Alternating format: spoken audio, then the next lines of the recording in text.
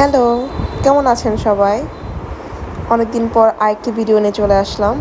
এখন তো মোটামুটি বাংলাদেশের সব জেলাতেই বৃষ্টিতে একদম ডুবে আছে বলতে গেলে। মানে মনে হচ্ছে যে একদম সিলেট আছি। দেশের যে প্রান্তেই যাই না কেন সব জায়গায় খালি বৃষ্টি আর বৃষ্টি।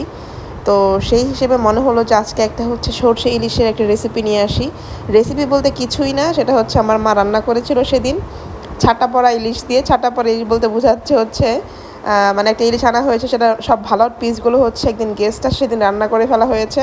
আর পরে যেসব আর কি মানে পেছনের পিস বা ছোট লেজ ওগুলো ছিল, ওগুলো দিয়ে পরে আজকে ভাবলাম বৃষ্টির মধ্যে র্যান্ডম একটা রান্না করে ফেলা হোক। তো সেটাই ভাবলাম যে একটু ভিডিও করে আপনাদের সাথে শেয়ার করি মা কীভাবে রান্না করে সেটাই। তো এই তো মাছগুলো হচ্ছে একটু হলুদ আর লবণ দিয়ে মেখে তেল দিয়ে জাস্ট একটু মানে নাড়াচাড়া করতে হবে, মানে ভাজা যাবে না বেশি।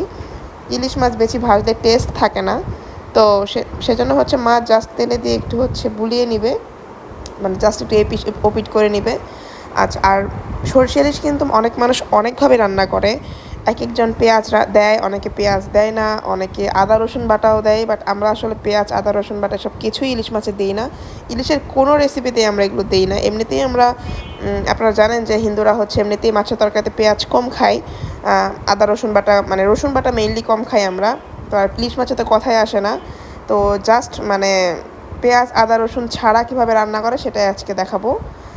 তো মাছগুলো তুলে নেওয়া হলো, তারপর তেলের মধ্যে একটু হচ্ছে আপনার একটা তেজপাতা দিয়ে দিল মা। তো কড়াইটা মানে ওরকম গরমই আছে। তো যেটা বলছিলাম, পেঁয়াজ কিন্তু আমরা হচ্ছে ব্যবহার করি না। তা আপনারা যারা পেঁয়াজ দিয়ে খান তারাও একবার পেঁয়াজ ছাড়া ট্রাই করে দেখবেন যে কেমন লাগে। তারপর একটু মা জিরা দিয়ে দিল। জিরাটা জাল হওয়ার পরে সেখানে একটা মশলা করে নিচ্ছে, একটু জলের মধ্যে হচ্ছে একটু হলুদ, একটু লঙ্কা, একটু হচ্ছে জিরা গুঁড়া, একটু ধনিয়া গুঁড়া, এগুলো দিয়ে একটা জাস্ট একটু জলের মধ্যে একটু মিশিয়ে সেটা হচ্ছে তেলের মধ্যে দিয়ে দিল। এটা জাস্ট মানে এমনিতে যেন মশলাটা পুড়ে না যায় সেজন্য এই জলের মধ্যে দিয়ে দেয়। তো তারপর একটু হচ্ছে এখানে জল দিয়ে সেটা একটু ফুটিয়ে নিচ্ছে, মানে মশলাটা একটু ফুটিয়ে নিচ্ছে। তো তারপর মশলাটা ফুটে গেলে সেখানে হচ্ছে একটু কাঁচামরিচ দিয়ে দিয়েছে। আর তারপরে হচ্ছে এখানে একটু হচ্ছে কি বলে যে মেইন ইনগ্রিডিয়েন্ট যেটা, সেটা হচ্ছে আপনার সরিষা বাটা, সেটা দিয়ে দিয়েছে মা। সরিষা বাটাটা আগেই করে রেখেছিল একসাথে ডিপে অনেকগুলো। সেটা হচ্ছে আপনার ওই যে একটু কাঁচামরিচ, একটু লবণ আর সরিষা হচ্ছে আপনার ব্লেন্ড করে সেটা রেখে দেয়, কারণ প্রায়ই সরিষা দিয়ে অনেক কিছুই খাই আমরা, কই মাছও খাই সরিষা দিয়ে। তো পরে হচ্ছে এটা জাস্ট একটু এখন মানে কষিয়ে নিবে আর কি, যেটাকে বলে মানে আপনার কোয়ান্টিটি অনুযায়ী সরিষা দিয়ে কষিয়ে নিলেই হবে এখানে। তো এখন তো ইলিশের দিন, মনে হয় শেষের দিকে নাকি আমি জানি না, বাট এখন প্রায় দেখি বাসায় ইলিশ আনতেছে, তার মানে বোঝা যাচ্ছে এটা ইলিশের দিন। আর মানে কার ইলিশ মাছ খেতে ভালো লাগে না, আমি সেই মানুষটাকে দেখতে চাই।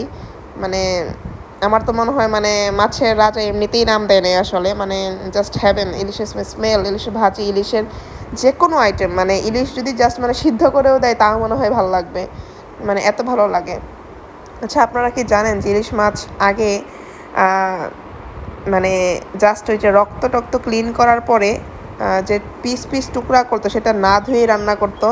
মানে না ধুয়ে বলতে মানে ব্লাড সহ না, মানে হচ্ছে রক্তটা মানে ভিতরে নাড়ি ভুড়ি সব ফেলে দিয়ে একদম ভালো করে ওয়াশ করে পরে যখন পিস করতো তখন জাস্ট আলগা করে মানে না ধোয়ার মতো করে রান্না করতো, যেন স্মেলটা অনেক বেশি গাঢ় থাকে। এরকম করে অনেকে রান্না করতো, মানে গ্রানটাকে ধরে রাখার জন্য। অনেকে কমপ্লেন করে এখন ইলিশ মাছ আগের মতো স্মেল আসে না। তো ইলিশ মাছ আসলে কিন্তু কেটে কখনো ফ্রিজে রাখতে হয় না, মানে আস্ত রেখে দিতে হয়। যখন রান্না করবেন তখন হচ্ছে মাছটা বের করে কেটে নিতে হয়। আর খুব বেশি একদম কেটে একদম বেশি ধুইলে মানে ইলিশ মাছের স্মেলটা চলে যায়। আর আরেকটা কিন্তু কথা হচ্ছে, মাছের যে কোনো মাছই যদি আপনি কেটে একদম ভিতরে পানি যেয়ে থাকে সেটা যদি ডিপে রাখেন তাহলে কিন্তু মাছের টেস্ট কমে যায়। তো তারপরে জাস্ট ওখানে জাল করে, কথা বলতে বলতে ভুলে গিয়েছি, জাল করে হচ্ছে মাছটা দিয়ে দিয়েছে। এখন জাস্ট মাছটা একটু জাল হয়ে নেবে। তাই যেটা বলছিলাম, সবসময় মাছ কেটে হচ্ছে পানি ঝরিয়ে ভালো করে তারপর ডিপে রাখতে হয়। আদারওয়াইজ মাছের মধ্যে যদি পানি থাকে তাহলে সে কিন্তু সেই মাছের টেস্ট কমতে থাকে ধীরে ধীরে। মানে আর ইলিশ মাছের তো টেস্ট একেবারেই নাই হয়ে যায়, মানে যেটা মনে করেন টেস্টে ভরপুর সেটা একদম নাই হয়ে যায়। তো এরকম বৃষ্টির মধ্যে আপনারা কে কী খাচ্ছেন রান্না করে, কোনো স্পেশাল মেনু থাকলে সেটা আমাকে জানাতে পারেন, আমিও ট্রাই করে দেখব। এই তো হয়ে গেছে সরিষা ইলিশ রান্না। ভিডিওতে কি সুন্দর করে হয়ে যায় না রান্না, এরকম যদি রান্না বাস্তবে হয়ে যেত কতই না ভালো লাগতো। তো এই তো খেতে দিয়ে দিয়েছে আমার হাজব্যান্ডকে হচ্ছে। তো এখন সে খাবে, খেয়ে তো তার দারুণ লেগেছে, কারণ সরিষা ইলিশ কার না প্রিয় আসলে মনে হয় না একজন বাঙালিও পাওয়া যাবে যে সরিষা ইলিশ পছন্দ করে না। মানে জাস্ট দারুণ খেতে আসলে সরিষা ইলিশটা। মানে আমি তো বলি ইলিশের যে কোনো আইটেম ভালো লাগে। ছোট ইলিশ, বড় ইলিশ, মাঝারি ইলিশ, ইলিশের কচু দিয়ে ইলিশ, বেগুন দিয়ে ইলিশের ঝোল, ইলিশের তেল, ইলিশের সরিষা ইলিশ ভাপা, যে কোনো আইটেম ইলিশের আমার অনেক ভালো লাগে। তো আপনাদের কেমন লাগলো জানাবেন। ভালো থাকবেন।